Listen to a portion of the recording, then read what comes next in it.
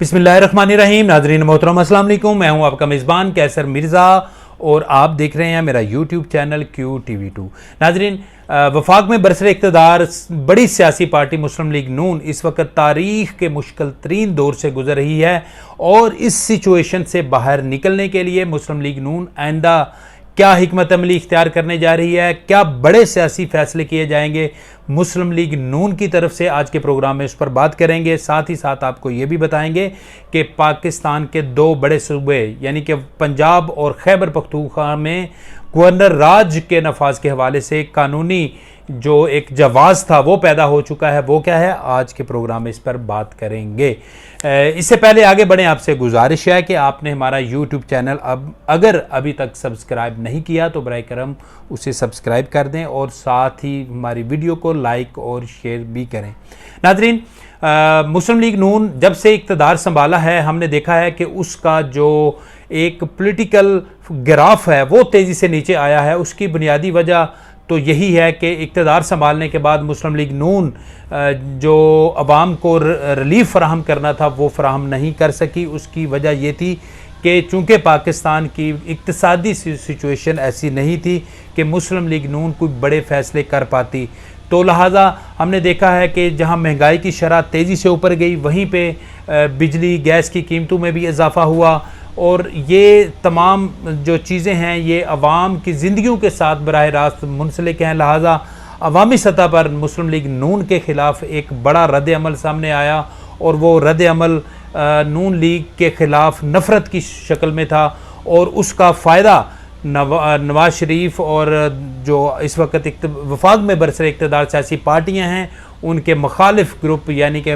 पाकिस्तान तहरीक इंसाफ इमरान खान को उनको फ़ायदा पहुंचा है और इमरान खान का ग्राफ तेज़ी से ऊपर गया है बल्कि ऊपर जा रहा है। इस वक्त हम देख रहे हैं कि इमरान खान को अवामी पजीराई वो बहुत ज़्यादा इस वक्त है और अवाम के तमाम तर हलकों में ना सिर्फ जो हमारे लोअर जो हैं फैमिलीज़ उनमें बल्कि अपर क्लास मिडिल क्लास तमाम क्लास की जो फैमिलीज़ हैं उनमें इमरान खान का बयानिया जो है वो तेज़ी से बिक रहा है और ऑन हो रहा है और लोग इमरान खान की आवाज़ के साथ जुड़ते जा रहे हैं। ये ऐसी सिचुएशन है कि इसमें मुस्लिम लीग नून के जो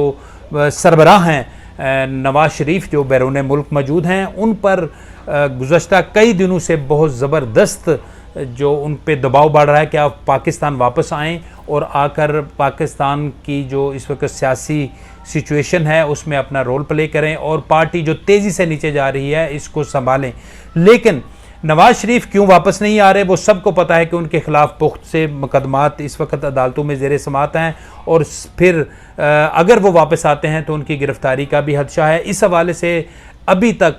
ना सिर्फ इस्टेब्लिशमेंट की तरफ से कोई ऐसी यकीन दहानी कराई गई है कि उनको जो एक सेफ़ जो है वो रास्ता दिया जाएगा, बल्कि हुकूमत की तरफ से भी जो वफाक में उन्हीं की अपनी पार्टी की हुकूमत है उनकी तरफ से भी अभी तक कोई ऐसे इकदाम नहीं किए गए जिसकी वजह से नवाज शरीफ की वापसी के लिए कोई राह हमवार हो सके। इस वक्त हम देखते हैं कि मियां नवाज शरीफ की जो उनको सज़ा मिली थी और उनको ताहयात नाहल करार दिया गया था, उनकी जो ताहयात नाहली है उसको ख़त्म करने के हवाले से सुप्रीम कोर्ट में पटिशन ज़ेर समात अभी तक नहीं हो सकी। वो पटिशन दायर है, उसको काज लिस्ट में नहीं लिया गया, उनका केस अभी तक नहीं सुना जा रहा और यही एक बड़ा जो एक नुक्ता है जिसकी वजह से नवाज शरीफ वापस नहीं आ रहे। उनकी कोशिश ये है कि अदालतों की तरफ से उनको रिलीफ मिले और फिर उसके बाद वो वापस वतन आएँ। तो अभी सिचुएशन काफ़ी दिनों से जो है वो इंतज़ार कर रहे हैं नवाज शरीफ के शायद कहीं से कोई उनको अच्छी खबर मिले, लेकिन हम देख रहे हैं कि उनके लिए अच्छी खबर कहीं से भी नहीं आ रही और ज़राए हमें ये बता रहे हैं कि नवाज शरीफ ने अभी ये फ़ैसला किया है कि वो अपना जो बयानिया जो माजी में उन्होंने देखा था हमने कि इस्टेब्लिशमेंट के ख़िलाफ़ एक बयानिया उन्होंने बनाया और उसी बयानियों को लेकर उन्होंने सियासत की और उसी बयानिए की बुनियाद पर आवाम की एक ज़बरदस्त जो थी हमायत उनको हासिल थी। लेकिन फिर यकायक जो है हमने देखा कि उनके बैरून मुल्क जाने के बाद उनके बयानी में तब्दीली आई, उनके रवैये में भी तब्दीली आई, फिर वो जो इस वक्त सिचुएशन है वो आपके सामने है। तो लिहाजा ये सारी सिचुएशन है, इसको मद्देनज़र रखते हुए नवाज शरीफ ने अब ये फ़ैसला किया है कि वो अपने केसेस में अदालतों से रिलीफ लेने के लिए अदालतों पर प्रेशर बढ़ाएंगे। अब करेंगे क्या? इस सिलसिले में नून लीग की तरफ से हिकमत अमली ये तरतीब दी जा रही है कि वफाकी सतह पर भी और सूबाई सतह और डिस्ट्रिक्ट सतह पर जो इनकी जो सियासी पार्टी है उनकी तरफ से जो है आवाज़ बुलंद की जाएगी कि नवाज शरीफ की जो पटिशन इस वक्त सुप्रीम कोर्ट में जो है वो नहीं लगाई जा रही, उसको सुना जाए और उनका जो मुकदमा है ताहयात नाअहली के हवाले से उसको ख़त्म किया जाए। और साथ ही साथ जो आइन है, जो कानून है, उसमें तरामीम की जाए कि अगर जिस बुनियाद पर नवाज शरीफ को ताहयात नाअहल करार दिया गया है, इस किस्म की जो कानून है उसमें पार्लियामेंट में कानून साजी करते हुए उस कानूनी शिक को ख़त्म किया जाए और वो ऐसी नाहली की सूरत में जो मुतासरा फरीक होगा उस पे एक मुद्दत के लिए, यानी कि 5 साल का जो एक पार्लिमानी मुद्दत है, उस मुद्दत तक उस पर पाबंदी आयद की जाए। तो इस हवाले से कानून साजी भी की जाएगी और साथ ही साथ जो मीडिया के ज़रिए अदालतों पे दबाव भी बढ़ाने की पॉलिसी तरतीब दी जा रही है। और हम आपको बताएं कि आइंदा चंद दिनों में इस हवाले से बड़े फ़ैसले मुस्लिम लीग नून की तरफ से किए जाने का इम्कान है। अब आगे बढ़ते हैं और आपको बताते हैं कि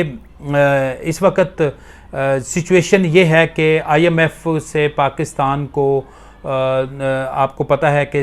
ये सितंबर के यानी कि ये अगस्त के अंदर चंद दिनों में एग्जेक्टिव बोर्ड की मीटिंग है IMF की और उसमें पाकिस्तान को एक साथ जो मिलनी है IMF से उसके जारी करने की बाज़ाब्ता अप्रूवल दी जाएगी। लेकिन हमने देखा है कि सिचुएशन टोटली बदल चुकी है और वफाक को इस वक्त शदीद मुश्किलात का सामना है पंजाब और खैबर पख्तूनख्वा की हुकूमतों की तरफ से। इन्होंने जो है वो ऐलान कर दिया है कि हम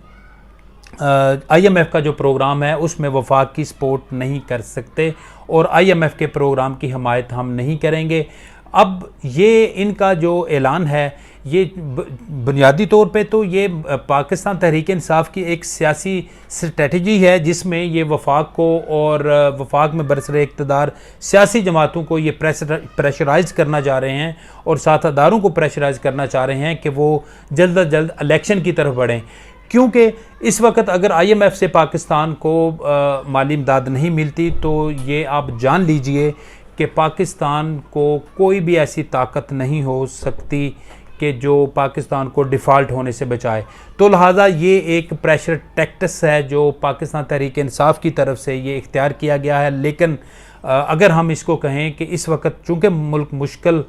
तरीन हालात से गुजर रहा है, एक साइड पे आपने देखा कि सैलाब ज़दगान की बहाली का भी मामला हमारे सामने आएगा, उनकी उस पे हमें ख़ती रकम हमें दरकार होगी। फिर उसके बाद जो इस वक्त जो मुल्क की मईशत की सूरत हाल है वो इंतहाई अफसोसनाक है। इसके लिए पाकिस्तान को बैरूनी इमदाद की सख्त तरीन ज़रूरत है। अब इस सिचुएशन में जब 2 सूबे वफाक की जो पॉलिसियों हैं उसकी मुखालफत में खड़े हो जाएंगे तो मैं नहीं समझता कि वफाक जो है इस जो मुश्किल तरीन हालात है उससे बाहर निकलेगी। तो अब अगर इस सारे मामले का जायज़ा लें तो इस वक्त पाकिस्तान में ना सिर्फ जो बड़े सियासी हलके हैं बल्कि जो मुख्तलिफ हमारे आइनी अदारे हैं उनमें भी ये बातें हो रही हैं कि ये पाकिस्तान तहरीक इंसाफ की तरफ से ये जो इक़दाम उठाया जा रहा है ये सरासर ये मुल्क दुश्मनी से इसको इबारत किया जा रहा है और कहा जा रहा है कि माजी में हमने इससे बड़ी मुल्क दुश्मनी और गद्दारी की हमने मिसालें नहीं सुनी। इमरान खान की सियासत पर हमें तअज्जुब होता है कि वो माजी में वज़ीर आज़म रह चुके हैं और उन्हें पता है कि जब आप इक़्तिदार में होते हैं तो आप पे कितने सख्त तरीन प्रेशर में आप होते हैं और आपको इस किस्म के फ़ैसले लेने पड़ते हैं। अगर आपको आपके ही जो वफाक की जो अकाइयाँ हैं अगर उनकी तरफ से आपके ख़िलाफ़ आवाज़ें उठना शुरू हो जाएं तो फिर आप हकीकी मायनों में आप वफाक का जो स्ट्रक्चर है उसको बरकरार नहीं रख कर पाते। तो इस वक्त सिचुएशन ऐसी है कि जो पंजाब में और खैबर पख्तूनख्वा की तरफ से IMF जो माहिदा है उससे लातल्लुकी का ऐलान किया जा रहा है। खैबर पख्तूनख्वा के वज़ीर ख़ज़ाना ने तो बाज़ाब्ता वफाक को ख़त भी लिख दिया है और उन्होंने कह दिया है कि हम इस माहदे में आपके साथ नहीं खड़े होंगे। नाज़रीन, आपको बताएं कि IMF ने जो कंडीशंस लगाई थी उनमें एक कंडीशन ये भी थी कि जब बजट जो इस वक्त जो फिजिकल ईयर्स का बजट है उसमें जो रकम बचेगी वो सूबे वफाक को वापस करेंगे। तो लिहाजा अब उन्होंने ये जवाब बनाया है कि हमारे माली हालात ऐसे हैं कि हम वफाक को वो रकम वापस नहीं करेंगे। तो ये कंडीशन से अब अगर पाकिस्तान वापस आता है तो डेफिनेटली मुश्किलात तो होंगी, लेकिन देखना यह है कि आइंदा 1-2 दिन तक वफाक की तरफ से इस पे क्या रद्द-ए-अमल आता है। लेकिन वफाक को पास एक जवाज़ ये पैदा हो चुका है कि जो इस वक्त दोनों सूबाई हुकूमतें हैं वो मुल्क को कमज़ोर करने की एक साजिश में इन्वॉल्व हैं। तो लिहाजा वफाक में जो है ये बात ज़ेरे गौर है कि इन 2 बड़े सूबों में गवर्नर राज का नफाज कर दिया जाए। अगर इस हवाले से हम देखते हैं कि अगर वफाक को IMF से अमदाद मिलने में कोई ताख़ीर का सामना करना पड़ता है या उन्हें मज़ीद को मुश्किलात का सामना करना पड़े तो फिर वफाक इन नुकात को जवाज़ बनाकर दोनों सूबों में गवर्नर राज के नफाज के हवाले से इक़दाम कर सकती है। लेकिन हम देख रहे हैं कि पंजाब की तरफ से इतलात ये हैं कि उनकी जो सूबाई जो सेक्रेटरी हैं ख़ज़ाना के, उनकी तरफ से अभी तक इस सारे मामले में इमरान खान और उनकी जो कैबिनेट है और उनकी तरफ से जो इंस्ट्रक्शन उनको दी जा रही हैं वो उसको मानने के लिए तैयार नहीं है और उन्होंने उन पर वाज़े किया है कि हम वफाक को ये लेटर नहीं लिखेंगे। तो साथ ही साथ हम देखते हैं कि परवेज़ इलाही भी चूँकि पंजाब में मौजूद हैं और उधर से इस्टेब्लिशमेंट के वो आपको पता है कि वो पसंदीदा उन लोगों में शामिल हैं और परवेज़ इलाही इस्टेब्लिशमेंट की मंजूरी और उधर से उनकी जब तक डोरी नहीं हिलती वो कोई भी फ़ैसला नहीं करते। तो उधर से शायद जो है वो इस किस्म की बाज़ाब्ता जो इंस्ट्रक्शंस या बाज़ाब्ता वफाक के ख़िलाफ़ खड़ा होना है वो शायद अभी तक ना आए जो खैबर पख्तूनख्वा से हुआ है। अगर ऐसा होता है तो ये जान लीजिए कि आइंदा आने वाले दिनों में पाकिस्तान के लिए मज़ीद मुश्किलात लेकर आएंगे, मज़ीद परेशानियाँ पाकिस्तानी अवाम और पूरी कौम का मुकद्दर बनेंगी और इसकी तमाम तर ज़िम्मेदारी इमरान खान, उनकी काबीना जो साबका काबीना थी और उनके जो किचन कैबिनेट इस वक्त जो उनके सारे डिसीजन मेकिंग में उनके साथ होते हैं ये ज़िम्मेदार हैं। पूरी कौम जान ले कि इमरान खान की वजह से पिछले 5 साल में